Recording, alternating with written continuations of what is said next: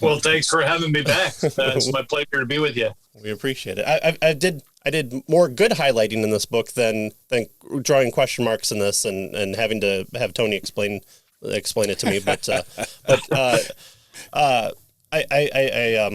let's see, tomorrow in the show I did a little review, and I said how much I appreciated this book because I've been trying to in my own walk trying to apply my theology proper. So I've been trying to apply not just the facts of who God is and God is love and all these ideas and have it more practically applied. And what I've enjoyed about your book is the challenge to do that in a good way. In that I think I've done interviews based on chapters of your book with people who are writing about God's story in the meta narrative, and I think one of the best chapters of the Incarnation I've read has been in your book, and one of the good overviews of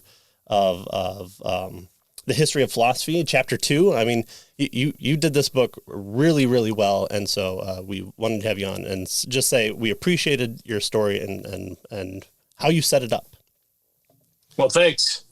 Yeah, it was. It was a daunting task to cover all the different subject material that I did in the book, and it felt very inadequate to the tasks. But hopefully it's helpful to people that have read it. Yeah. So I first wanted to say that you've laid out this book very poorly because you gave us the answer right off the start.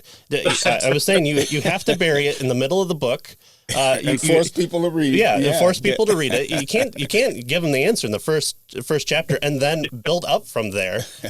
So, can you explain for those who haven't been following our series, what is a theodicy, and then what is your idea from the best scriptural and theological and a philosophical point is what you call the greater glory theodicy?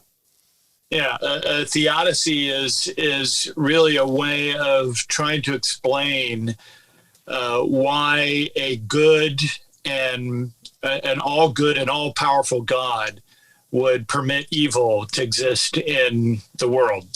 And so the idea is how do we defend God against the charge that he is responsible for evil, or even the charge that God doesn't even exist because there's evil in the world. And presumably a good and powerful God would never permit evil to exist in the world. And so a theodicy is an attempt to either defend God against the charge that he is evil or against the charge that he doesn't exist because of evil, or a theodicy could be something more robust in explaining why God, in fact, does either permit or ordain evil in the world. So you really have two different categories historically in theological and philosophical circles. A defense, when you're dealing with what's called the problem of evil, and this is what this book deals with, is a more modest approach of just simply defending God against charges that he either doesn't exist or that he does exist. He does allow evil, but somehow he is not culpable for evil. So it's fairly modest apologetic type of defense of God, whereas a theodicy is really technically more of a positive explanation. Yes, we know that God is not culpable for evil. He does exist. Yet why has he permitted evil, or why has he ordained it to be part of his plan for history?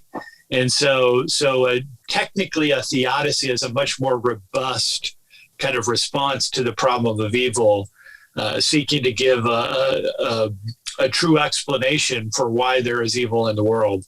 And but just to back up a little bit, the word theodicy itself is a term that basically combines the Greek word for God, which is theos, and the Greek word for justify, which is dike, So you combine those two words together, and the transliterated term is theodicy. And I forget offhand who coined that term, but it was back in the 1600s, I think, 1700s. But anyway, yeah, that's a theodicy.